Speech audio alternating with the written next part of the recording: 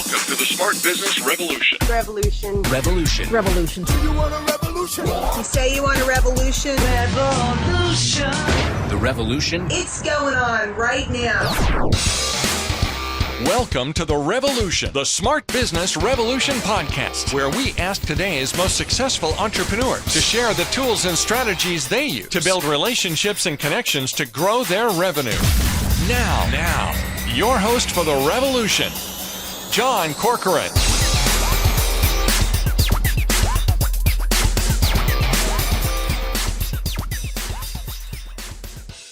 All right, welcome everyone. John Corcoran here, the host of this show. If you are new to listening to this program, go check out some of our archives because we got some great upcoming interviews and great past interviews with intelligent CEOs, founders, and entrepreneurs of companies and organizations ranging from Netflix to Kinko's, YPO, EO, Activation Blizzard, Lending Tree. We have Redfin coming up soon, Quicken recently, Grubhub coming up really soon.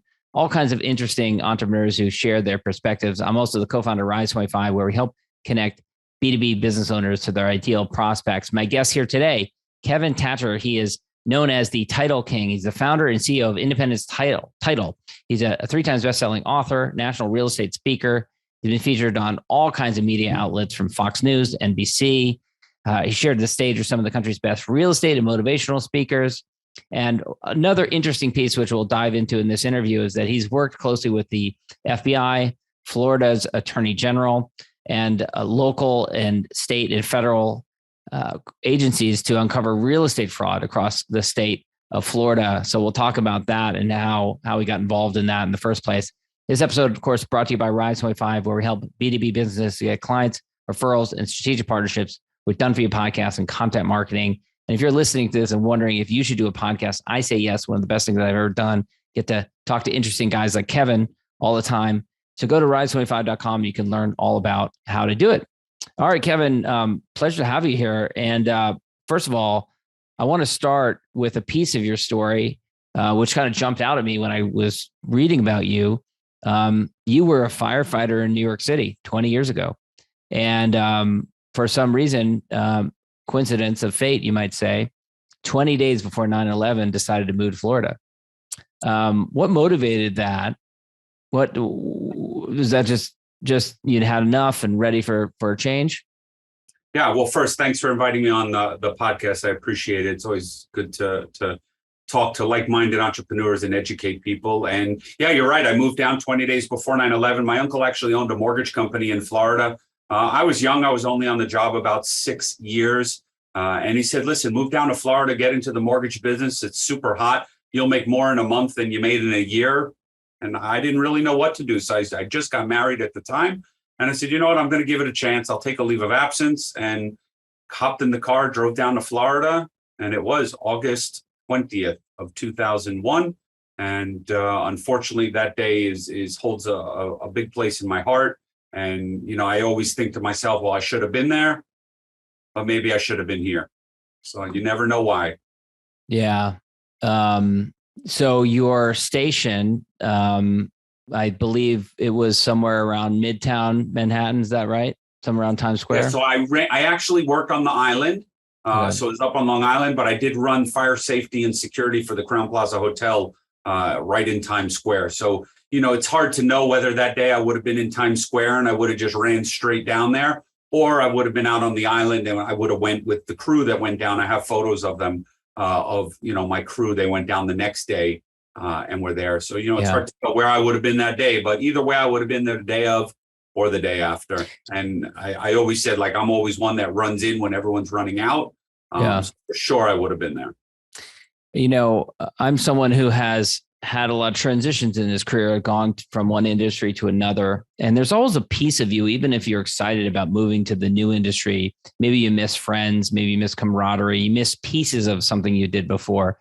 But for you, with such a momentous event happening, there must have been a part of you as you watched the news unfold feeling like, you know, I should have been in the middle of this. What kind of emotions were you experiencing as that unfolded after 9/11? Yeah, the number 10,000 comes to mind because I always tell my best friend who was up there, I think I called him probably 10,000 times that day. And I remember just sitting there watching the news. And, and just wondering, like, should I hop in the car and drive back up there? But I was like, I really don't know. I don't know what to do. I wasn't really sure what, if I'd get up there and I'd be allowed anywhere near there to be able to help. So I didn't know really what to do until a few days passed. And then my guys were like, don't worry about it. There's no reason to have to come up here. But that's what sparked me into the business I'm in today. And I go in with that same philosophy of, we go in the deal and we leave the deal, and we'll leave no one behind, because I'll never forget one time in a house fire, a guy saved my life. He literally grabbed me and pulled me down the steps and out the front door. Otherwise, I may not have made it out. So, that's the philosophy of my business. That's the philosophy of my life. We'll go in together and we leave together. And I want to, in a moment, we'll get to talking about some of the work you've been doing with uncovering wire fraud, title fraud. Sounds like some people taking advantage of seniors, that sort of thing. But first, so you end up down in Florida. How long before you started thinking about starting your own company? How long were you working for your uncle first? I was, yeah. I worked for him for a while, and then didn't open my own title company until 2003. So it's about 2 years. Yeah. 2 years later that I decided that I needed to just do my own thing, be my own boss, make my own decisions, and change my own lives, as opposed to, working with everyone else. Even then, looking back, reflecting back on it now, being brand new to a state, only being there for 2 years, that could be a tall order to establish a new business where you need to rely on your network. What did you do to gin up business for the business, for the new company? Yeah, cold calling was the biggest thing for me. I had no problem. I'm a hard worker. I was a firefighter. I worked 2 different jobs. I have no problem working hard. So for me, we have on all of our logoed material now, it says, work hard, stay focused, never quit. And that's just what I've done. That's all I know. Right out of high school, I just worked. So I basically bought a list of names and I started cold calling till 9 o'clock at night, and eventually got 1 loan, 2 loans, 3 loans, 4 loans, because I was a mortgage broker at the time. And then eventually moved into the real estate space because I said, you know what, I'm tired of deals getting messed up. So I got my real estate license, and I basically help a client find a home. I would do their loan for them. And then eventually I just added the closing piece. So I was doing all 3 sides of the deal. And I was just helping my clients and saying, you know what, if something goes wrong, call me, because you're going to call me anyway. So I'd rather at least be responsible for everything that happens, good, bad, or indifferent. And it wasn't until I had an opportunity, which I know you know about, through networking, to drop everything and just stick to the title business from 03 on. Yeah. So there was a real estate broker that you'd connected with, and what you were alluding to was she basically approached you and asked you to be their exclusive title company. It sounds like, though, part of the deal was you had to drop the other work that you were doing. So for some, that could be a trade-off that they're not willing to make. Why were you willing to do that? Why did you say, okay, I'm going to alter what I do as a company and drop 2/3 of what I do and just focus on this one piece?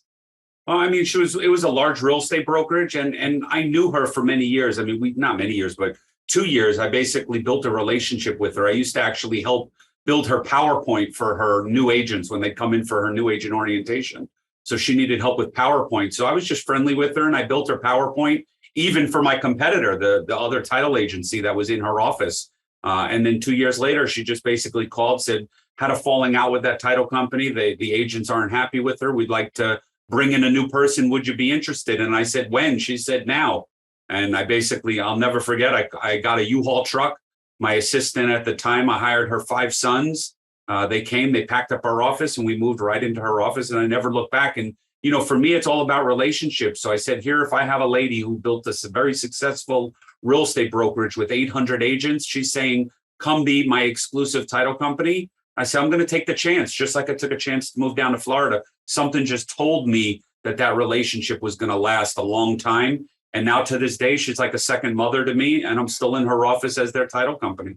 That's amazing. It's worked out so well.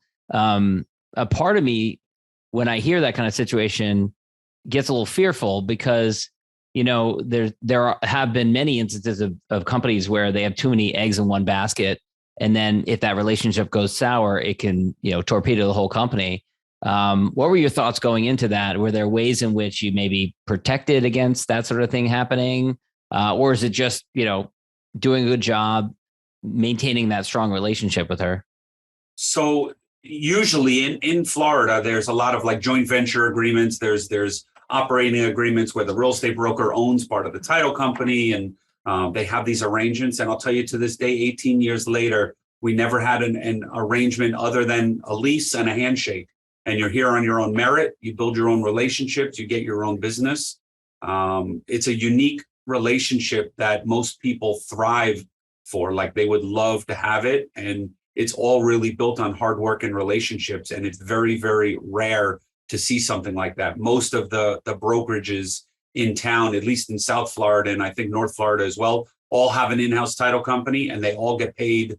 They all pay the broker to be there, whether it's a joint venture, an affiliate marketing agreement, and ours is simply a handshake and like a mother-son relationship. 2008, 2009, famously major real estate crash. Take me back to that moment in time. I imagine your company's doing well by this point. What was that like for you? Yeah. Imagine doing well, 30, 35 closings a month, down to 3 closings a month, one in one day. Wow. I wrote about in my book that I launched back in 2009, titled Rescue Your Business. I was $750,000 in debt. I was paying my assistant on cash advance credit cards. What did the debt come from? Was it from continuing to pay your team? Yeah, I was trying to do cash advance on my credit card just to pay the fees. I mean, I wrote about in the book, it's a little bit longer of a story that we don't really have too much time for, but I had 3 other partners and myself. So it was 4 of us. They didn't want to contribute to the business. I wanted to continue fighting. We leased an office space, personally guaranteed an office space. So that was about almost $385,000 of the $750,000. Because whoever thought the money would stop, we were basically printing money back then. The interest rates were low, deals were high. And I mean, we had a huge office space with granite floors. And I mean, it was unbelievable what we were doing. And it literally overnight just shut down. They basically walked away.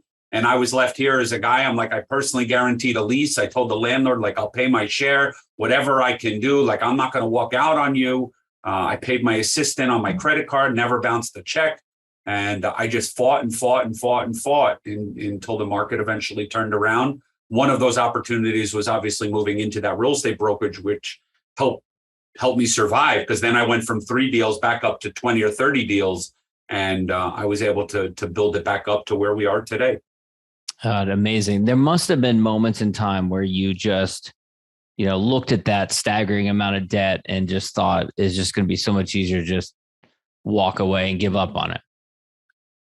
Yeah, I mean, but here's the problem. I don't have a college education. I basically went right from high school right into work, and I didn't really know anything different. I didn't know what to do. So, it was either maybe I can go work for a supermarket, or, I'm not really into sales. I didn't really like sales. So, I just knew entrepreneurship was in my blood, and I said, I just have to figure it out. And I just put my head down. I networked as best as I could, built as many relationships. And people saw that, and I survived, and people valued what I did during those times, and continued to send me business. So eventually we built it back up. You've taken a really interesting approach to marketing your business. You've written a number of books, but a number of them are about really networking and business development, and you use those books to drive the title business. I'm kind of fascinated by business owners that write books on different topics and then stitch those two together. So can you talk about how they relate to one another? Yeah, I always tell people my business card is better than yours for my competitors, because my business card is really a story. My business card, the Rescue Your Business book, was great. It's a business card that talks about how I was $750,000 in debt and built a business based on networking. And I teach real estate professionals how they can do the same thing, on how they can recession-proof their business. Who would have thought when the book came out in 2019, we were going to be going into a global pandemic, right? So I thought it was going to be used for the next market crash. But the reality is it was useful for the pandemic. And I just taught people, like, everything that I taught about in the book is exactly what happened during the pandemic. And we survived. We had one horrible, horrible month, but we were okay because we saved enough money. And I talk about building relationships, and I talk about networking the right way. Like, don't go into a chamber event and just get a bunch of business cards. I teach them how to farm their network and to treat their relationships right.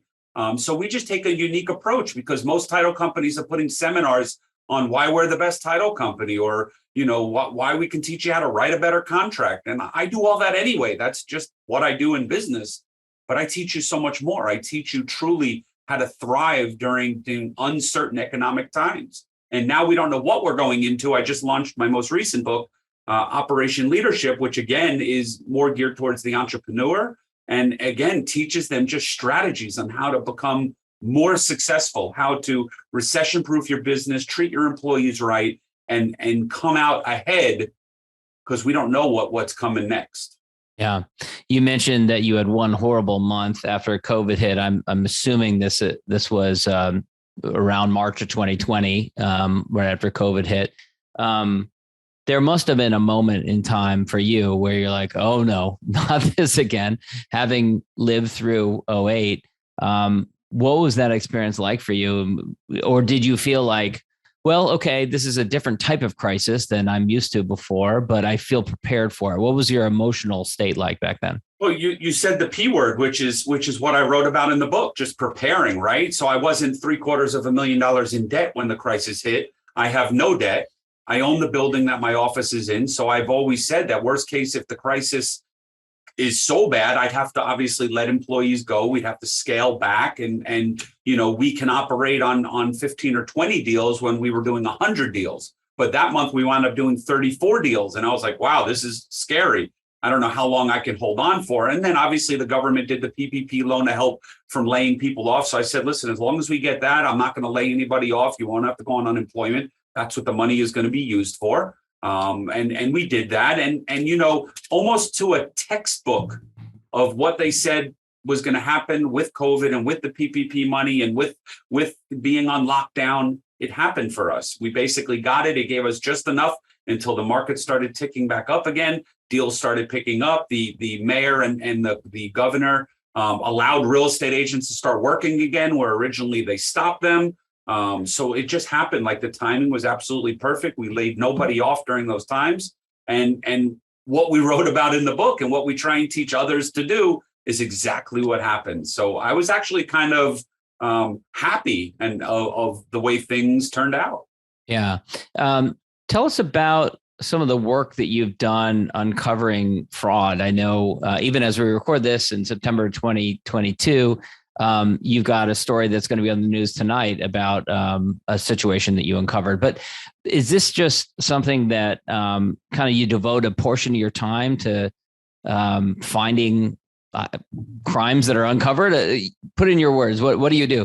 I think it's the difference of being an entrepreneur versus a business owner, working in your business versus working on your business. So I really strategize and fight to work on my business to basically uncover things like this and change the way the industry is going, change the things that we can do in order to save people's homes. So my famous story, which I was on Fox News for, was a lady who was a victim of wire fraud. Basically, at a title company, she got an email to wire her entire life savings as the down payment on her house, and not to find out about 4 days later that the title company never got the money and basically told her, you wired it to the wrong place. Wasn't our fault, your fault. Nobody would help her. So I basically set up a GoFundMe with her. We were on the news. We raised half the money. We were able to recover half the money, and we successfully closed on her home. And that's what I'm about. I'm really about serving the client's needs where most people aren't. They're about getting the deal done. And I get these bulletins every single day of people that in my industry that are just victims of fraud and victims of fraud and victims of fraud. And here we're not the victim. We're the ones solving it for the victims. And tonight's story is fantastic. It's an elderly couple that whose identity was stolen. And someone tried to sell 5 very, very expensive industrial lots in Miami. We saved it. We literally stopped it the day of closing. So they could have lost their entire life savings, may never have even known they lost it. Or had to hire a lot of attorneys to fight to get it back. And here we stopped it. So, we're proud of the work we're doing here. And I don't know many people in my industry that take the time to truly serve the needs of the client, which I put to the success of my business. So explain to me how it works. So you hear about, it sounds like you subscribe to something, or you hear about kind of questionable situations, or where people transferred money, or maybe a phishing scheme or something like that. And then what do? You dispatch your team to look into it? I mean, how does it work exactly? Yeah, I mean, we train with internal rules and stuff that we have in our office to sniff out things like this. So whether it's going to be fake IDs, people refusing to get on the phone with us, refusing to meet with our notary. So we have signs that we look for and listen for in a transaction to say, hey, something doesn't smell right. Something just doesn't look right. Or maybe this ID from a Chinese passport something just doesn't look right. So we research it more as opposed to just accepting it and close. A good friend of mine actually wired $200,000 to buy a lot the other day. He called me and he found out the next day that it was fraudulent. And it was because they allowed the seller to use their own notary, which was fake. So one of the rules we have, there's no your own notary. You either use our notary or we won't close the deal because we just don't feel comfortable. And so we have a lot of measures in place, but we're also doing a large volume. So, we're one of the larger title companies in Florida. So the volume that we're doing, we're seeing it more and more. So we probably stop 2 or 3 fraud cases every single month. And I've had the FBI here. I've done sting operations in my office. We've done some pretty extensive fraud work. Ooh, I want to hear about the sting operations in your office. Okay, cool. How'd that unfold? Yeah, so they were gonna do a story like To Catch a Predator. We had a guy who was claiming to be an owner of a property. We knew he wasn't. We actually knew the real owner of the property, and the news was going to do it. As soon as the FBI heard the news was going to do it, they sent 6 teams over and they staged a closing. They made me go into the closing room, which why I don't really do the closings. They made me go in the closing room. My wife had it's more dramatic. More dramatic when you're there. I mean, I think that's it's more dramatic, right? So the guy was a convicted bank robber. And assaulted a police officer. So he was a violent criminal. He did 10 years in prison and got out on 10 years probation and decided to start doing these white collar crimes. And wait, so hold on.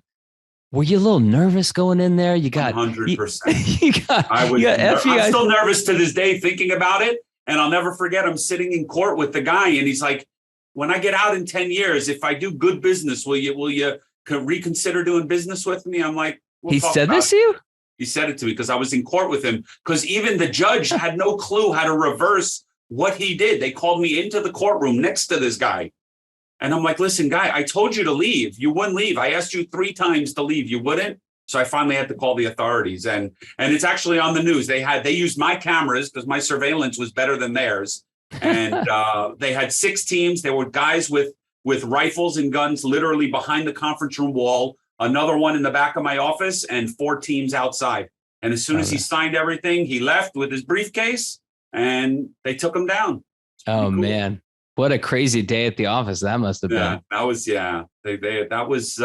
it's interesting, but it's led to a whole business for me. I've gotten national awards for it. I've been on all the news outlets. They call me when they want expert, interviewers on real estate fraud and things that are going on. So we've just become a trusted partner, which obviously builds the credibility of a business. Yeah, absolutely. What a cool story. That not your typical day in a title office. Not your typical day. Yeah, that's why tonight's the same thing. It's like, it's pretty cool when we did a post on social media, me in a Superman outfit saying, superhero title closer. And listen, we have fun with it. We have fun. We're changing lives and making an impact, because here's these people, they cry when we call them. First, they think we're scamming them, but then, when they start crying and get emotional because you've saved them from losing their entire life savings. Yeah. That's interesting. I mean, sometimes it can seem almost like there's so much fraud out there that there's nothing you can do about it. It seems like every day I see some post on social media about watch for this scam, watch for that scam. And it doesn't mean you're not vigilant, but it just seems like there's a lot out there. And it seems like it could take a lot of energy to follow up and try and squash each one that's out there. So I guess maybe the lesson in that is just actually going that extra mile and trying to help. If you sniff something out, maybe report it to the authorities or whatever, so that the appropriate authorities can handle it, is the right move. Yeah, I mean, I think people will either ignore it and close it and not realize it, or they just let it go and they just move on to the next deal. And they don't actually try and change the industry. right? They just try and ignore it as opposed to changing it. And the guy that we actually uncovered with the big sting operation, 2 title companies before me came up after the fact, after they saw it on the news. And they're like, this guy tried to sell this same thing with us. And I'm like, well, what'd you tell him? They said, go away. I said, but why didn't you report them? Well, why do you allow this stuff to happen? So that's the problem. Is they don't care enough to make change in the industry where we do. Yeah. Kevin, this has been really interesting. Let me wrap up with the question that I always like asking. I'm a big fan of gratitude. I'm a big fan of expressing gratitude to those around you, but especially, I think people naturally gravitate to their friends, to their family, to their team. That's fine. But especially like expressing gratitude to those who've helped you on your journey. So your peers, your contemporaries, people, maybe you consider them a mentor. You mentioned that real estate broker that whose office you're in. Who would you acknowledge? Yeah, I mean, it's actually a great story. I actually keep a painting right in my office, which I'll show you here. So I have a painting. Basically, it's my inspiration gratitude painting. So basically, you see me sitting in the center, and then you have these 5 people that have all changed my life. So this is on this side is the mortgage, the real estate broker you were talking about. But these are the 5 people that have just absolutely impacted my life. They're real estate investors, they're clients. I had my one friend, David, he came to me and he said, do you know how to do the investor business? I said, no, I don't. He said, well, I'm going to teach you. And to this day, we're best friends. And he taught me the entire business. Another friend of mine, we opened a real estate investment club together. And to this day, I speak there. I'm there every single month. The real estate broker, my wife as well, she was a business coach. And basically, I wound up she always laughs about it. I married my coach. So you have to find people in your life that you love to give gratitude for. So we developed a little painting. I don't know if you've ever had someone who has a painting like that. Never. Before. No, that's the first here. I've been asking that question for years. Yeah, it's pretty cool. I mean, that's our gratitude painting sitting around the closing table, and they all signed it, and it's just making an impact. We did a big event where we gave it one to each of them. So I had 5 paintings made, and I gave one to each of them to hang in their office. And cool. All about relationships. And I truly believe the more people you serve, the better you're going to be, the better your business is going to be, and the more you'll thrive. So. What was their reaction like when you had that event? Was it a surprise to them that you're going to bring out this painting? Yeah, it was a surprise, and it was not easy to get them all at the same event. It was very, very difficult to do. But these are all people that I talk to all the time. These are the people I always say, you should have 5 people in your phone that you can basically call, and they'll answer no matter what they're doing. And they may say, hey, can I call you right back? I'm just in the middle of something. But these are 5 people that if my phone rings, I'm going to answer it.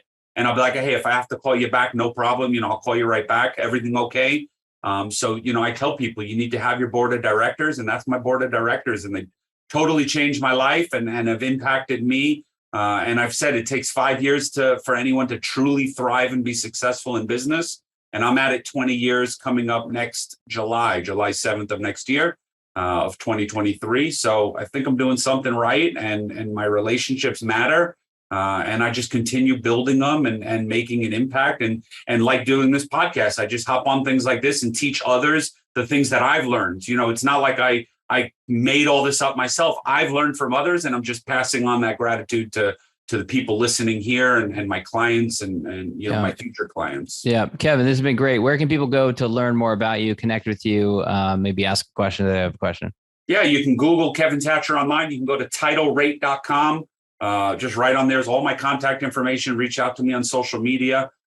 Just mention the podcast. I'm always happy to talk to anybody about business, about entrepreneurship, success, or even gratitude, because it's all about giving. Givers gain, as they say in BNI, which again, another organization totally changed my life. So that's right. I interviewed Dr. Meisner years ago. Great guy.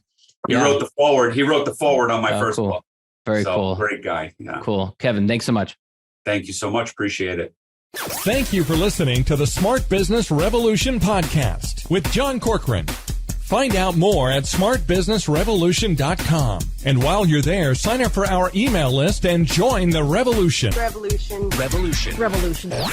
And be listening for the next episode of the Smart Business Revolution podcast.